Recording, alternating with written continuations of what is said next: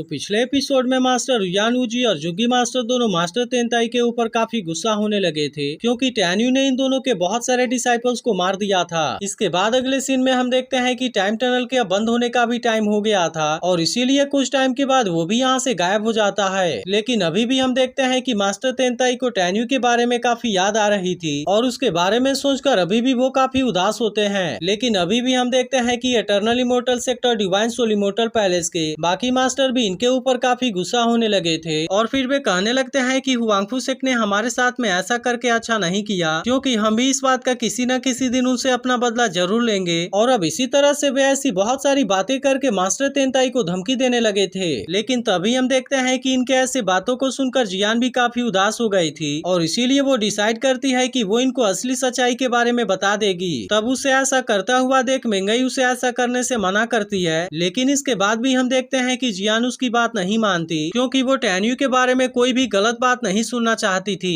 इसके बाद हम देखते हैं कि वो इसके बारे में बात करने के लिए सीधे मास्टर यानवूजी के सामने आ जाती है और फिर इसके बाद वो उससे पूछती है कि क्या आपको इसके बारे में पता भी है कि हमारे हुआंगफू सेक्टर के इतने सारे स्टूडेंट कैसे मारे गए, और इसके अलावा आप यूकिन और यंग मास्टर रुयान से इसके बारे में क्यों नहीं पूछते कि आखिरकार वे किस तरह से वहाँ पर सरवाइव कर पाए। लेकिन अब इसके इस बात के ऊपर मास्टर यानवूजी कुछ भी नहीं बोलता, जिसके बाद जियान उससे कहने लगती है कि सबसे पहले आपके ही स्टूडेंट ने हमारे साथी को मारने का ट्राई किया था, जिसके वजह से हम भी अपनी जान बचाने के लिए उनके साथ में फाइट करने लगे और इस तरह से वहाँ पर हमारे भी बहुत साथी मारे गए। इसके बाद वो आगे कहती है अगर हम चाहते तो यूकिन और यंग मास्टर रुयान को भी वहाँ पर मार सकते थे, लेकिन असल में टैन्यू ने ही हमें इनको मारने से मना कर दिया, जिसके वजह से ही वे दोनों अभी तक जिंदा बचे हुए हैं। लेकिन अब इसी के साथ हम देखते हैं कि जियान इन दोनों के ऊपर भी काफी गुस्सा होने लगती है और फिर उनसे कहती है कि तुम सभी को इसके बारे में क्यों नहीं बताते कि टैन्यू ने तुम्हें किस तरह से बचाया था। लेकिन हम देखते हैं कि इन दोनों में से कोई भी इसके बारे में कुछ नहीं बोलता क्योंकि इसके बारे में बात करते हुए उन दोनों को काफी शर्म आ रही थी। लेकिन अब इसी वजह से जियान भी इनके ऊपर और भी ज्यादा गुस्सा हो जाती है और फिर कहती है कि शायद अब मुझे ही इसके बारे में सब कुछ बताना होगा। जिसके बाद हम देखते हैं कि वो इसके बारे में बात करने के लिए जुगी मास्टर के पास में आती है और फिर उससे कहती है कि अगर टैन्यू ने इनको नहीं छोड़ा होता तो अब तक तुम दोनों के सेक्टर में से कोई भी स्टूडेंट वहाँ पर सरवाइव नहीं कर पाया होता।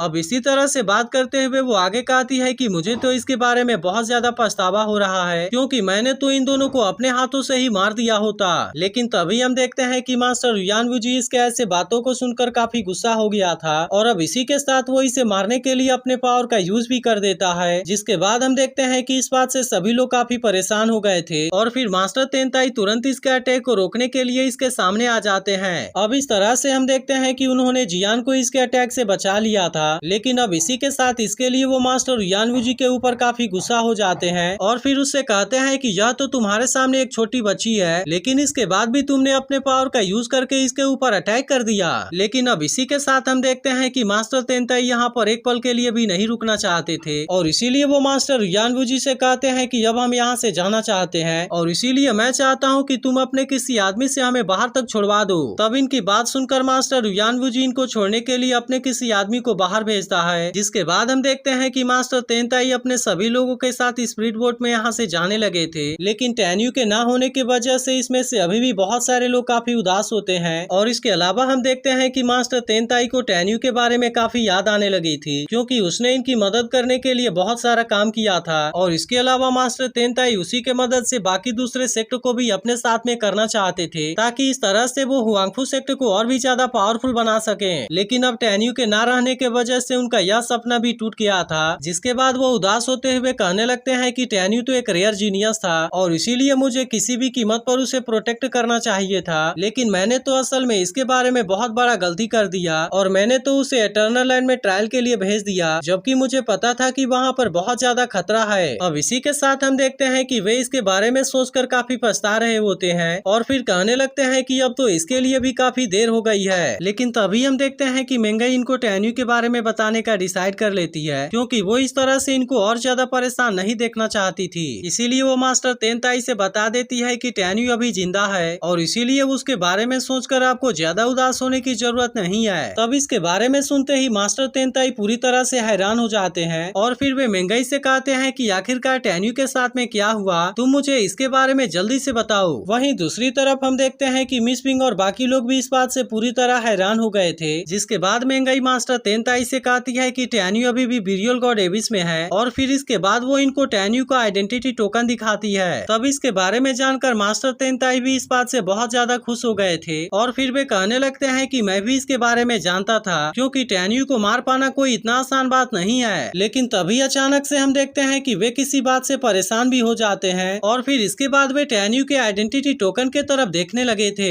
तब यह देख मेंगाई उनसे पूछती है कि अचानक से आपको क्या हो गया और क्या इसमें कोई गड़बड़ हो गई है। तब इस पर मास्टर तेनताई कहते हैं कि अगर आइडेंटिटी टोकन एक बार इटर्नल लैंड से बाहर आ गया तब इसके वजह से टैन्यू से इसका कनेक्शन टूट जाएगा और इसीलिए अगर किसी तरह से टैन्यू की वहाँ पर मौत भी हो जाती है तो फिर उसके बाद भी ये आइडेंटिटी टोकन यहाँ पर नहीं टूटेगा। तब इसके बारे में जानकर मेंगाई और बाकी लोग भी पूरी तरह से हैरान हो गए थे। जिसके बाद फिर मास्टर तेनताई कहते हैं कि अब तो ट्रायल भी खत्म हो गया है, इसीलिए ट्रायल एरिया को गार्ड करने वाला फॉर्मेशन भी वहाँ से हट चुका होगा, जिसके वजह से अब वहाँ पर बहुत सारे बीस्ट आने लगे होंगे और इसीलिए मुझे ऐसा लगता है कि अगर टैन्यू वहाँ पर फंस गया तो फिर इसके बाद वो किसी तरह से उनके अटैक से नहीं बच पाएगा। वहीं दूसरी तरफ हम देखते हैं कि इसके बारे में जानकर मेंगाई को टैन्यू की काफी चिंता होने लगती है और अब इसी वजह से वो अचानक से बेहोश भी हो जाती है। लेकिन तभी इसके बाद हम देखते हैं कि टैन्यू को अभी तक भी कुछ नहीं हुआ था और वो अभी भी दांतों के साथ में एबिस के अंदर फ्लाई कर रहा होता है। लेकिन इसी के साथ वो यह भी जानता था कि ट्रायल अब यहाँ पर खत्म हो गया है और इसीलिए मेंगाई और बाकी लोग यहाँ से चले गए होंगे। तभी इसी बीच हम देखते हैं कि उसे इस जगह पर कोई अजीब सी फीलिंग आने लगती है, जिसके वजह से वो यहाँ पर थोड़ा सा परेशान होने लगा था। लेकिन दूर दूर तक देखने के बाद भी इसे कोई चीज नजर नहीं आता। इसके बाद वो दांतों से पूछता है कि क्या तुमने यहाँ पर किसी अजीब से चीज को नोटिस किया, लेकिन असल में दांतों को यहाँ पर ऐसी कोई भी चीज फील नहीं हुई थी। फिर टैन्यू कहने लगता है कि मैं तो फ्लाई करते हुए एबिस के काफी अंदर आ गया हूँ, लेकिन इसके बाद भी मुझे अभी तक यहाँ पर कोई जिंदा चीज नजर नहीं आया और इसीलिए उसे शक होने लगता है कि कहीं यह जगह कोई कर्स तो नहीं है। लेकिन इसके बाद भी हम देखते हैं कि उसे इसके बारे में ज्यादा कुछ समझ नहीं आता। जिसके बाद वो दांतों से कहता है कि तुम इसी तरीके से फ्लाई करते रहो, क्योंकि अभी ऐसा लगता है कि हम एबिस के सबसे डीप हिस्से में नहीं आए हैं। जिसके बाद हम देखते हैं कि दांतों भी इसकी बात मानकर फ्लाई करते हुए आगे जाने लगा था। वहीं दूसरी तरफ हम देखते हैं कि मास्टर यानवुजी जुगी मास्टर के पास में बात करने के लिए आया होता है, जहाँ पर वो उससे कहता है कि हुआंगफू सेक्ट ने तो तुम्हारे भी बहुत सारे स्टूडेंट को मारा है, लेकिन मैं जानना चाहता हूँ कि आखिरकार तुम इसके बारे में क्या सोचती हो। तब इस पर जुगी मास्टर गुस्से में कहती है कि मैं तो हुआंगफू सेक्ट को बर्बाद कर देना चाहती हूँ। तब इसकी बात सुनकर मास्टर यानवुजी उससे कहता है कि अगर तुम उसके साथ में ऐसा करना चाहती हो तो फिर मैं भी इसमें तुम्हारा साथ देने के लिए रेडी हूँ और अगर तुम चाहो तो हम दोनों एक साथ मिलकर उनको पूरी तरह से बर्बाद कर देंगे। तब इसकी ऐसी बात सुनकर जुगी मास्टर कहती है कि हुआंगफू सेक्ट भले ही डिक्लाइन हो गया है, लेकिन असल में अभी भी उनके पास में बहुत सारे पुराने मास्टर हैं, इसीलिए अगर हम उनके ऊपर अटैक करना चाहते हैं तो इसके लिए हमें सबसे पहले प्लानिंग करना होगा।